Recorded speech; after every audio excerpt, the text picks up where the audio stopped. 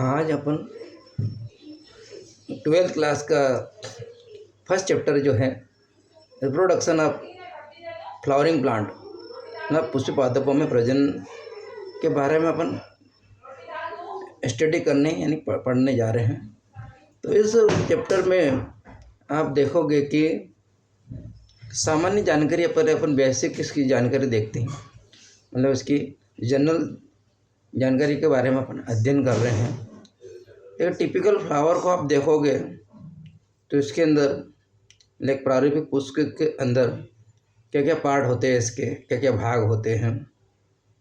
और ये पुष्प होता है ये तने से किस प्रकार से जुड़ा होता है, किसके माध्यम से जुड़ा होता है, which part of connect to stem by flower, flower को किसके द्वारा ये इसके जोड़ किसके रखता है पुष्प को। तो जो पुष्प है वो फ्लावर से कनेक्ट रहता है, उस पार्ट को अपन कहते हैं पेडिसिल। क्या नाम है उसका? पेडिसिल है। पेडिसिल के द्वारा ये फ्लावर के तने से प्लांट से ये जुड़ा रहता है। अब पेडिसिल के बाद आता है थैलेमस। थैलेमस पुष्प के जो 4 वॉल्स होते हैं, चारों चक्र होते हैं, उसको धारण करे रहता है, उसको सारे चारों चक्रों को धारण करके रखता है। 4 चक्र होते हैं, कैलिस, करोला, एंडरशम, गायनेशियम। बाह्यदलपुंज, दलपुंज, एंडरशम एंड गायनेशियम। 4 वॉल्स में से 2 वॉल्स उपयोगी होते हैं और 2 वॉल्स अनुपयोगी होते हैं। उपयोगी और अनुपयोगी मतलब एसेंशियल और नॉन एसेंशियल। इसका मतलब ये होता है कि 2 वॉल्स इसके रिप्रोडक्शन में भाग लेते हैं, जबकि 2 वॉल्स इसमें रिप्रोडक्शन भाग नहीं लेते हैं। जो रिप्रोडक्शन में भाग लेने वाले जो पार्ट हैं वो एंडोशम एंड गायनेशियम है, जबकि नॉन एसेंशियल पार्ट होते हैं कैलिस एंड करोला। ओके, जो कैलिस है, बाह्यदल की बात करते हैं। बाह्यदल होता है ग्रुप ऑफ सेपल्स, मतलब सेपल्स के मिलके बना होता है बाह्यदल। और जो करोल होता है ग्रुप ऑफ पेटल, पेटल से मिलके होता है। ये दोनों स्टेराइल पार्ट है इसके। पुष्प का बंध्य भाग बोल सकते हैं इसको अपन, बंध्य भाग या स्टेराइल भाग भी बोल सकते हैं इसको। वो आता है एंडोशम एंड गायनेशियम। एंडोशम एंड गायनेशियम पुष्प का एसेंशियल पार्ट होता है, मतलब कि उपयोगी भाग होता है, जो रिप्रोडक्शन यानी प्रजनन क्रिया में भाग लेते हैं दोनों। इसके बाद अपन इनके पार्ट में अगर आप देखोगे एंथर को अपन माइक्रोस्पोरोफिल भी बोलते हैं। माइक्रो मतलब मेल का पार्ट है, माइक्रो बोलते हैं इसको, स्पोरोफिल है ना, लघु बीजाणु पर्ण भी बोलते हैं हिंदी में इसको। जो लघु बीजाणु पर्ण है, देखिए लघु बीजाणु पर्ण माइक्रोस्पोरोफिल। एंथर की अगर आप स्ट्रक्चर देखोगे, संरचना देखोगे, इसमें आता है एंथर के अंदर पहले होता है इसका एंथर, फिर आएगा फिलामेंट। कनेक्टिव होता है जो दोनों को, एंथर और फिलामेंट को आपस में कनेक्ट करके रखता है। फिलामेंट को अगर आप देखोगे, फिलामेंट के 2 एंड होते हैं, 2 सिर होते हैं। एक प्रोक्सिमल सिरा होता है और डिस्टल सिरा होता है। प्रोक्सिमल को समीपस्थ सिरा बोलते हैं और डिस्टल को दूरस्थ सिरा बोलते हैं। जो proximal end of filament, distal end of filament. Proximal end of filament से कौन कनेक्ट होता है? प्रोक्सिमल पास मतलब पृथ्वी की जो पास में होता है, जो थैलेमस से जुड़ा होता है, पास में होता है, थैलेमस से जुड़ा होता है। जबकि डिस्टल एंड होता है इसका, डिस्टल मतलब दूरस्थ एंड। दूरस्थ पे कौन? इसका एंथर वाला भाग जुड़ा होता है। दूर एंथर से कौन जुड़ा होता है? इसका डिस्टल पार्ट से जुड़ा होता है। ठीक, अब इसके बाद अगर आप एंथर की सेक्शन कटिंग करके आप देखोगे, एंथर के अंदर क्या क्या भाग इसके होते हैं, तो एंथर का ट्रांसफर सेक्शन लेते हैं, अनुस्पर्ध काट दे करके देखते हैं, जैसे 4 चैम्बर दिखाई देंगे। कितने चैम्बर दिखाई देते हैं इसके अंदर? 4 कक्ष दिखाई देंगे, है ना। इसको पोलन सेक्स कब बोलेंगे? अब भी नहीं बोले। पोलन जब ये मैच्योर हो जाता है तब इसको पोलन सेक्स बोलते हैं, लेकिन जब ये मेच्योरिटी पे आ जाता है, परिपक्व हो जाता है, जब उसको पोलन सेक्स बोलेंगे। लेकिन जब यंग होता है तब इसको माइक्रोस्पोरेंजिया बोलते हैं, तब इसको क्या बोलेंगे? माइक्रोस्पोरेंजिया बोलेंगे।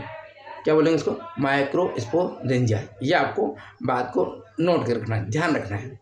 देखिए अब ये जब अपन ने इसके देखा तो इसके 4 भाग में डिवाइड है, 4 भाग में डिवाइड रहता है। इसके एंड होते हैं 1 2 3 4 एंड होते हैं। अभी इसके जो एंथर है इसको दो पालियों में, 2 लोब में आपस में डिवाइड रहता है। तो इसके बीच में खांच होती है, मतलब अनुदैर्घ्य खांच बोल सकते हैं इसको, या फिर इसको लॉन्गिट्यूडिनल ग्रुप बोल सकते हैं इसको। इसके द्वारा 2 पार्ट में डिवाइड होता है ना, इसलिए इसके 2 कंपार्टमेंट होते हैं। कितने कंपार्टमेंट टोटल, 2 कंपार्टमेंट होते हैं। एक एंथर के अंदर 2 कंपार्टमेंट होते हैं, लेकिन एक कंपार्टमेंट के अंदर कितने थीका होते हैं। थीका जो होता है इसे टिश्यू बोलते हैं। प्रत्येक कंपार्टमेंट में एक टिश्यू प्रेजेंट होते हैं, तो 2 टिश्यू प्रेजेंट होते हैं, इसको थीका बोलते हैं। कितने टिश्यू है, एक कंपार्टमेंट में 2 टिश्यू, दूसरे कंपार्टमेंट में 2 टिश्यू, इसलिए इसको 2 कंपार्टमेंट में बटा हुआ है, इसलिए इसको अपन बोलेंगे बायलोब्ड। और एक कंपार्टमेंट में 2 थीका है, इसलिए उसको डायथीका बोला गया। अब आप देखोगे कि एक कंपार्टमेंट जो इसका थीका है, थीका क्या बनाता है, माइक्रोस्पोरेंजिया बनाता है।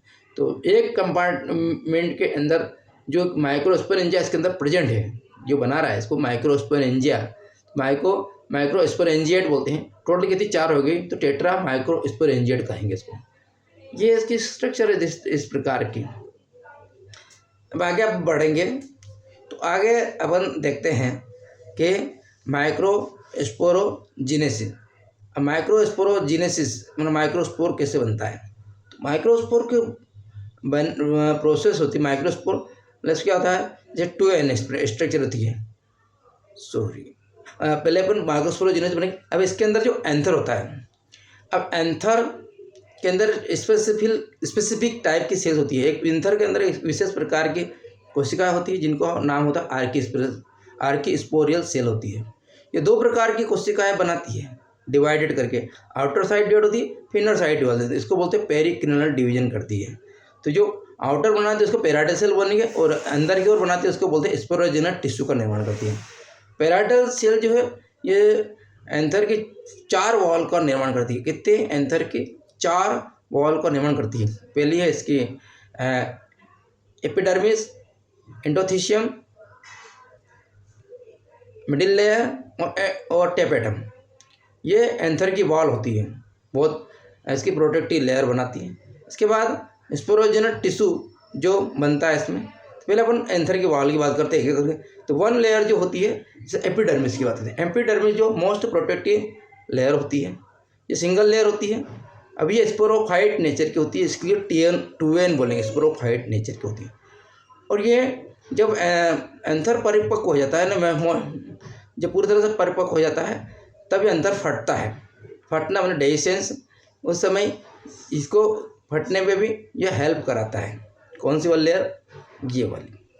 इसके बाद अब आता है सेकंड वाला बोलेंगे इसको अपन एंडोथीशियम। एंडोथीशियम भी इसका नेचर अभी स्पोरोफाइट नेचर का होता है, मतलब 2n ही रहता है। ये भी सिंगल लेयर ही होती है, लेकिन इसके पास एक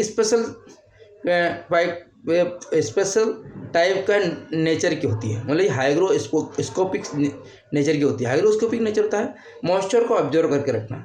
मॉइस्चर ऑब्जर्व करना क्यों, क्योंकि इसके पास सेलुलोसिक है ना, सेलुलोज इसके पास क्या होता है कि अल्फा सेलुलोसिक बैंड प्रेजेंट होते हैं, जो इसको हेल्प कराते हैं एटमॉस्फेयर से मॉइस्चर को ऑब्जर्व करने में। तो एटमॉस्फेयर से मॉइस्चर को ऑब्जर्व कर लेती है, और ये क्या है, फूल जाती है। फूलने के बाद जब ये एंथर पर मतलब मैच्योर हो जाती है, तब उस समय इसको पोलन ग्रेन को डेhiscence और डिस्पर्सन में हेल्प कराने में मदद करती है।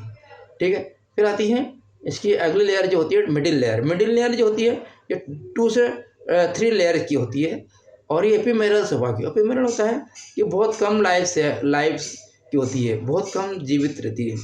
और इसमें क्या होता है कि यह लेयर अपना नरिशमेंट प्रदान करती है। नरिशमेंट किसको देगी, टेपिटम को देता है। अपना नरिशमेंट टेपिटम देके भी है नष्ट हो जाती है। इसकी बताती है टेपिटम लेयर। अब टेपिटम मोस्ट प्रोटेक्टिव लेयर होती है, इसके माइक्रोस्पोरेंजिया के अराउंड होती है, मतलब से चारों ओर पाई जाती है, और ये माइक्रोस्पोरेंजिया के प्रोटेक्ट करती है।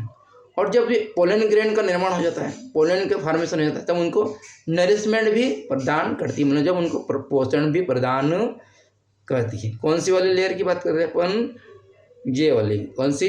टेपेटम की। टेपेटम का काम है एक मतलब ये पोलन किट का फॉर्मेशन भी करती है। It form in pollen kit. Pollen kit बनाती है जो स्टिकी नेचर और येलो कलर्स का होता है, जो चिपचिपे होते हैं, मतलब स्टिकी होते हैं, जिससे कीट से पुष्पों को आकर्षित होकर ना इसके ऊपर जब बैठते हैं तो उसके ताकि पोलन इसमें क्या होता है, चिपक जाए, और जब जहाँ अगले जाए तो वो पोलिनेशन कराने में हेल्प कराए। तो ये किस नेचर के पुष्पों के अंदर पाए थे? जो पोलिनेशन का मतलब क्रॉस पोलिनेशन की जो करते हैं पुष्प, वो वाले, उनके अंदर इस प्रकार के ये पोलन किट बनते हैं। ऐसे अब अगला जब बात करते हैं कि ये स्पोरोपोलिन नामक का एक केमिकल भी बनाती हैं। जो स्पोरोपोलिन जो केमिकल बनता है, ये पोलन जो पोलन ग्रेन है उसकी आउटर लेयर बनाने में हेल्प कराता है। ये इतना हार्डेड सब्सटेंस होता है, मतलब इतना मजबूत पदार्थ होता है कि इसके ऊपर एसिड, एल्केलाइन और हाई टेम्परेचर और एंजाइमेटिक किसी का भी इसके ऊपर इफेक्ट या प्रभाव नहीं पड़ता है। असल में इतना हार्डेस्ट होता है। तो ये बहुत मोस्ट इम्पोर्टेंट होता है जो स्पोरोपोलिन होता है, जिससे इसका फॉसिलाइजेशन की प्रोसेस में भी इसका यूज किया जाता है, मतलब इनके आगे तक इन चीज़ों को संरक्षित कर सकते हैं।